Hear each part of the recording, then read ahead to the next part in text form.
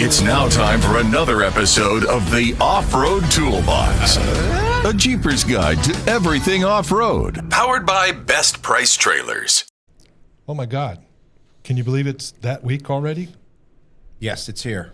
It's here. It's here. It done nailed us. Yes, the year flew by, whether you think so or not. Oh, no. We're at the end of the year. I know. Just the other day, it was the October, and here we are in December, killing off December. True. 2 more weeks, and we're in the 26. Wow. I'm getting old. We both are. Every day it gets older and older and older. Yes, we do. Yes, we do. So how'd you make out for this past week? Anything different, new, exciting? I got to find new sway bars for my Jeep, which is a whole new, that should be a show. Oh, man. All right, well, real quick, what happened? Oh, no, they just need replacement. Okay. Age-wise, the bushings, everything. The bushings and everything. So, and with the Rubicon, you have, of course, the automatic disconnect. Right. And he's like, well, let's just get rid of it. And you can go So you're going to delete it and then just go normal? Yeah, and because of... Don't you have a button that pushes it? There is, but if you go to do that whole replacement, it's very expensive, yes. Oh. It's, versus, $400 to $600 sway bar kit with the disconnects. Right. To The replace... manual disconnect? Manual disconnect versus mine with the push button. Yeah, I'm looking at $1,400 to $2,000. That's with the... To replace the OEM one. Okay. Yeah, so, it's a lot of money. And a regular sway bar is what, 400 to 600? They start low, but the ones I'm looking at are 400 to 600. Right. Yeah, the ones I'm looking at, The quality ones. The quality ones, yes. And then do the rear sway bar. True. He was saying, because of all the gear and all the weight I have, and he goes, any age. I mean, you're... Yeah, you start wearing out and sagging. And your Jeep, too. It's a 2008. It's old. You took it right out of my mouth. So what are we going to talk about? Well, besides sway bars, but you're talking about a whole new... Oh, yeah. I had a question, came to me and said, hey, what would it take to put a V8 in my TJ? And I was like, well, I've looked into it, but I really didn't know a whole lot. Yeah. So I did a deep dive. Okay. And it's... Whether you put a 6-cylinder in or put a V8 in, the V8's going to be more expensive. Well, you've got to change. Hopefully, you've got a lot of... The axles need to be stronger than the Dana 35 if you've got a TJ. You can get by with the 35 for a while. Oh. As long as you're not beating on it why day would you in do and it day that? out. Right. Same way with the YJ. The YJ, you have to upgrade because 3 or 4 weeks into it, you're going to start snapping stuff. So you need new axles. Of course, that comes with the brakes. They need to be a little up. Yes, I would always, if you're going to do that, if you're going to do that. But let's go back one to the old CJs. Didn't they have a couple of years that came out with a 304? Yep, it came out with the 304. Yeah, but and those had the small Dana like 20 or 25 in it. But they weren't as powerful. They weren't as strong. I mean, well, for their age, pretty spiffy. Yeah, we had a guy, from local, Bass and Swaggerty. They were a big food distributor back in. So he had a 304 and oh my gosh. He had it tweaked. But he had it tweaked. Okay. Oh, he had it tweaked. That's why. When you get it from the factory, I'm sure it's... You compare the 8-cylinder motors that you're going to put into... You're going to get a crate motor or a Chevy. Right. Probably because they bolt in. We're looking at junkyard. Okay. We're going to do the junkyard build. Okay. Are you going to rebuild the engine first, or what are you going to do first? Well, hopefully you get a motor that you're going to be okay with. That's a good. It's a good question. It is a good question. And do you know there's not a whole lot of shops that do rebuilds? No, they throw them away and melt them down and start over. Well, how much is a crate or just finding a 6 to for a junkyard? Yeah, you're talking maybe. I don't know. That's in the second one. I've got all the notes over there for the second one. So tune into that one. Yes. But it's not as expensive as you think. Sometimes you can get some good deals. Yes. If you look on Facebook Marketplace, you can find the vehicles that I'm going to suggest that you look for a decent price. And you get everything. Yeah. Because you got to remember, now we're getting into transmission. Older style vehicles like 2006, 2008s, they run off computers. Yes. You're going to have that to run everything that's in there. Yes. You got to transfer everything over. You can go old school and go with, points and distributor, but as we know, it's such a pain. Yes. I mean, my gosh. You tune it for wherever you're at, and you go on a trip somewhere, and now you're fighting, going up a hill, it gets doggy, it doesn't do anything. So the old days, with the timing light, and feeler gauge to do your points. Light. You got to adjust your points, and then you had to turn your distributor cap to do your timing light. Do you advance it? Advance it? Yes. That's old school, folks. I'm sorry. But that's what we grew up with. But I know that better than anything. I'm not going to go that way. I'm going to go fuel injected, because fuel injected in reality is much easier to do. Yes. With all these programs that we have that you can put on your iPad, you can sit there, you can almost tune a car to whatever you want it to be. Yeah, I know.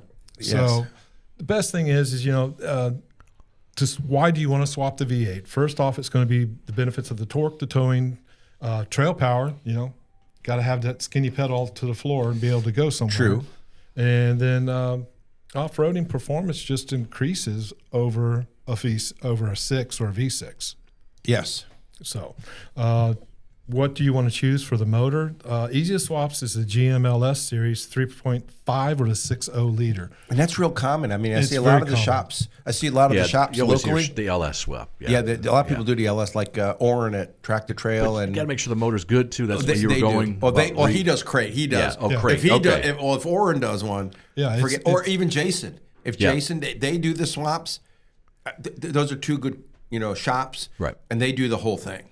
And the aftermarket parts are there for them to support. Yes, especially Chevy. You can do you can do a Mopar swap, but it's not as easy from what they were saying. The computer's part of it is much easier. Yeah, but overall, it's easier to do the LS swap. And I see a lot of the shops I see, they're doing LS. Yes. What do you want to use for a donor vehicle? GM 1500 trucks, from 1999 to 2006 with the 5.3 Vortec. You can do a Dodge Charger, Challenger, Ram for Hemi options, but you want to look for a complete drivetrain, engine, transmission, and wiring harness in the ECU. Yes. Everything. If you get it all out of the vehicle itself, and it stays together. It stays together. Yes. It makes it much easier, because you got to remember, some of these are not cable driven; they're drive-by-wire. Yes. So all this stuff works together. Now the other thing is like doing a JKU or a TJ, mostly bolt on with kits, like from Novak, Bruiser Conversions, those type of companies have a lot of aftermarket support for them. Bruiser does a good conversion. Yes, they do. They do gas and diesel. Yes. There's actually another one that's up and coming. I don't remember the name of it, but they do a lot of AEV does that's how high end. I mean, you're gonna pay. That's not my budget. But again, they do good quality work. They do, and again, Bruiser does good quality work. And if it's all done right, and then your mechanic can service it, you're lucky. You're good. Versus like some of our other shops, you do the conversion, you can just go back to one of them that specialize in Jeep conversions. Sometimes it's better to stay local. In fact, support your local shops. And I agree with that, because that's just where I live and majority of my driving. So if I'm on a road trip, that's what I got AAA for. Yeah, AAA and a little bit of a deep pocket, just in case. but if you give a good conversion, you're going to be. You can pull into one of the auto parts stores and get whatever's broke there, or if not, they can have it overnighted to you. True. So yes, especially with the GMs. Was it Rock Auto can get anything, like they get worldwide in 3 to 5 days. We were talking about the guy that was traveling. Yeah, from the road chose me. Yep. Do you really, you can do bolt-on, so you don't have to weld. That's one of the good things about some of these kits, is that you don't have to weld in mounting brackets everything for your transmission or for your motor itself. Everything will bolt into what's there as a factory. And I kind of like that, because when you start doing welding, if you change angles, you get it off 1 or 2 degrees, you're screwed. And you give an example, Kaylee, she had an issue with her Jeep, her TJ. And I brought it to the toy box, because we're thinking we're going to have to pull the engine apart. We have a stuck lifter. But when he looked at it, he goes, hey, we had a reputable company do the lift, but they did make one adjustment. And he goes, that's why you're going through your front U-joints. And she's on her 3rd front U-joint. And it's all because of a little pinion angle. But she only has a 2-inch lift. But it's a short wheelbase. And again, that little tweak, and he got in there like, hey, let us tweak it. Yep. And so when you get to welding, if you're not perfect, you don't have it set out, you don't have it marked out. Yes, that's why you'll get vibration. Yep. And then sometimes they do a a transfer case.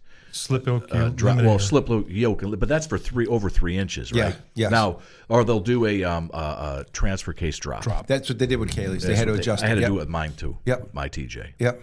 And that's just something that people need to think about. Yeah. So when you're doing these builds, we'll get back to the welding. You've got to, when you're doing the build, you really got to dig down into it and really research each and every part and look at what other people have done and learn from their mistakes. Correct. And I would say that's when you go to, I'm not talented enough to go to a junkyard and do all that myself. No, I can, but I don't want to anymore. And that's good. But I don't have that. And how many people have that talent? It's a dying talent. There are still a few good. There's a few good Jeep, DIY guys that can get in there. And do it. Yeah. And a lot of times that's handed down generation after generation. I grew up doing like points. Yeah. Timing lights, distributors, the whole 9 yards, but it's gone now. But I stuck around the gearhead, so it was driven into my head. Yeah. Doing it, on the boats, weekends, everything. the boats, everything. Everything, boats, trucks, off-roading. So that's, for me, it's a little bit easier, but I'm still, even to this day, if I were to go and start doing this on my own, I would really have to research and go back in time to figure out what to do. Yes. So what are you going to need from the donor? You're going to need the engine and transmission, like we said, the wiring harness and the ECU, accessory drives such as the alternator, power steering pump, radiators and fans. But you're going to upgrade that anyway, so it's not a big thing, but it makes it easier to do. You're going to want some new stuff. Once you do that, you really want to get everything. But to lay it out and mock it all up, you can use that. All right. Because like let's say on your radiator, you might have a right-sided inlet and a left-sided outlet, or vice versa. Right. So you need to know where that's going to be and how it's going to sit. And is there anything inside? Basically, like a template. Yeah. Yeah. Fuel system components. Believe it or not, your fuel pump, your regulator. Those are all things that you need to have with you. Reality check. DIY budget builds are anywhere from $6,000 to $12,000 to do a YJ or a TJ build, or even a JKU. Turnkey kits.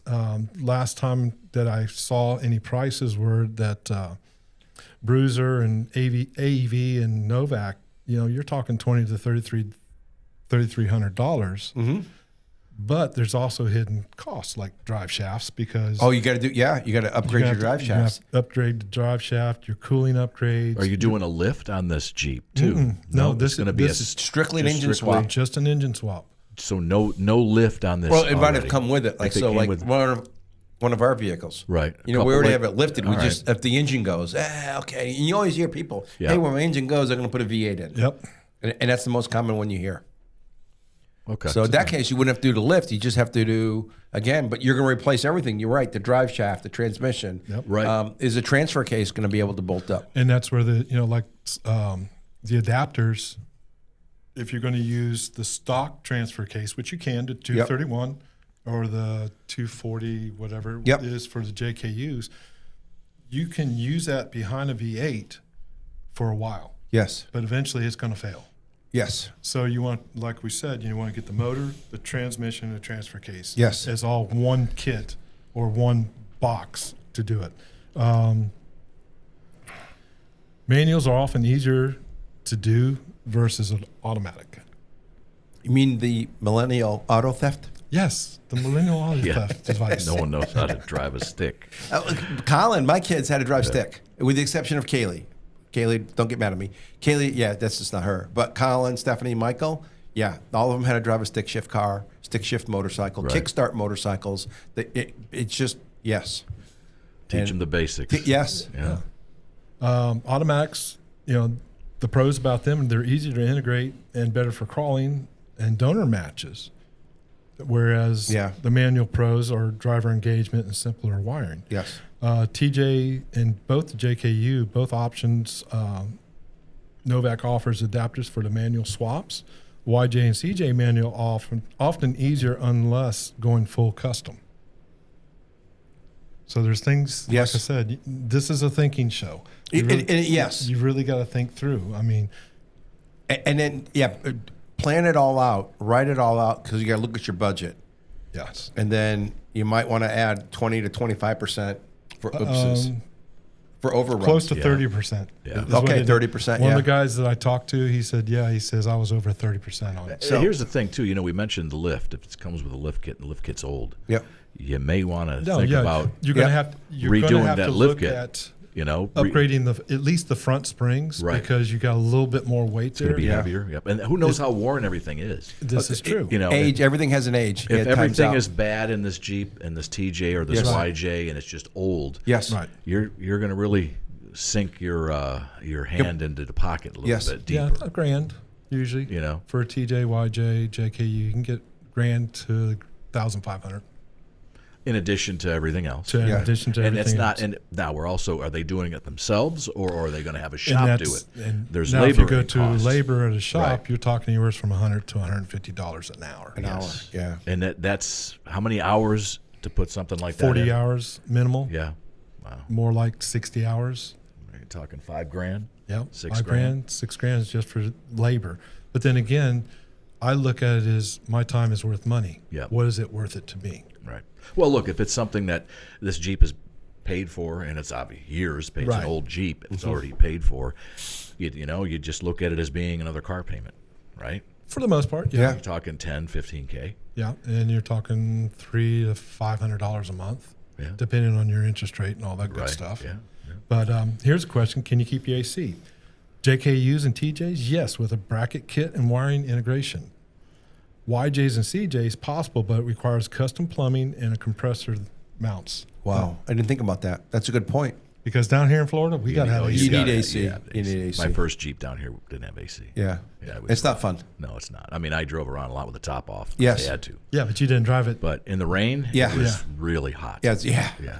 Especially afterwards, going down on, Now, on how many of these, because I know some shops, especially with the JKs, when they go to do an engine swap, they take the body off. Yes, I've seen that. There's like TikToks where you can type this in and look, and you can see these garages. They put some of this stuff online there. Oh yeah. I mean, they take everything, they lift up the body. One morning I dropped off my, and I use all of our local shops. I frequent them because there's some that specialize in this, in that. So I was at Orange Shop Tractor Trail, and hey, I got this, and he goes, oh yeah, leave it, and he goes, oh, I got this Jeep in, and we're going to do an engine swap. And he was just going over how neat it was. And it was a JKU, right? I came back the afternoon. The body's off. He's already got everything all apart. Yeah. And that quick. I'm like, holy, that was just... Well, there's 8 bolts that you take out for the body. Yeah. And then everything is disconnect. And it was very, yes. And he goes, oh, yeah. And then get back to what you're saying is when he does all the mounts, yes, it's so much easier to work on. So you don't have everything lifted. You don't lift anything, really. You don't have to. No. Not until the end. Yes. When you put the body back in, on, if you have to, and then you do stuff that you got at the bottom, right? Yes, correct. It's just pretty neat. It's just, but I'm not sure on TJs, do they do the same thing or probably so? Yeah. It'd make life so much. Well, that's probably what I'm going to do with my LJ. I'm not swapping the motor yet, but I'm going to pull the body while they do all the work. Okay. That way I can paint the body, do all that. I can work fix on the what frame, needs to be fixed. Yep.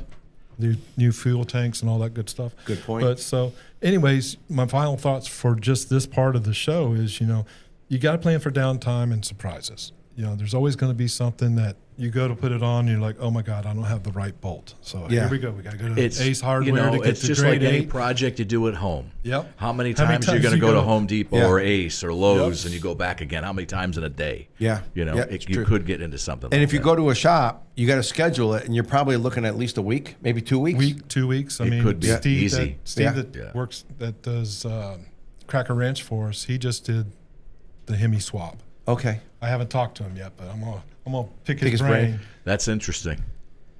That's interesting with the Hemi swaps. And it's in the Gladiator. Oh man! Wow. So we all know that 6-cylinder engine is. Well, we know that, and it's you do what you can do with it. You have your extended warranty. 100,000 miles, sir. I got to get one. Bumper to bumper. Yeah. Well, now I bought mine with it lifted and it's got all this aftermarket stuff in it.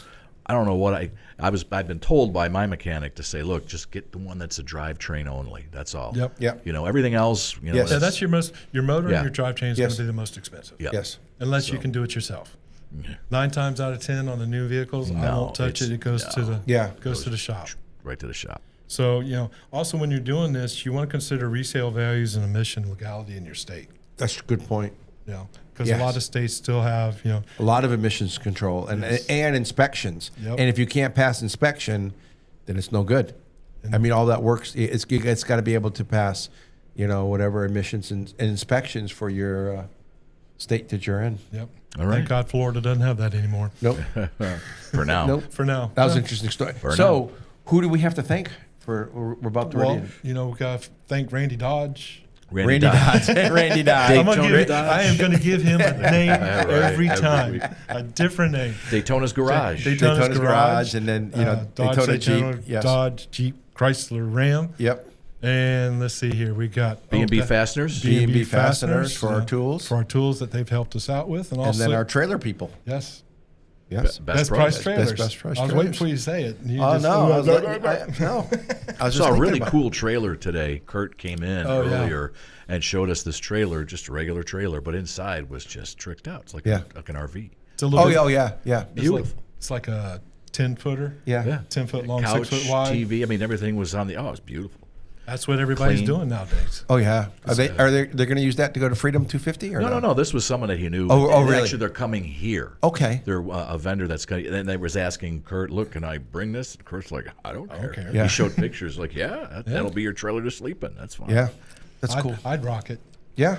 Oh, it's great. You don't even know it's. I mean, you think it's a regular toy hauler or Yes. something else. And then it's you all see custom you see them side. all drive around. Oh, yeah. So, yeah, very cool. All right, with that, we'll end this show up, and Thank we're going to everybody. have part 2 here in just a little while for you. Want to wish you all a happy holiday, Yes. and we look forward to seeing you back here next week. Thank you. Bye now. And there you have it. Don't you feel smarter now? We'll drop more knowledge on you soon. Thanks for listening to the Off-Road Toolbox. Powered by Best Price Trailers.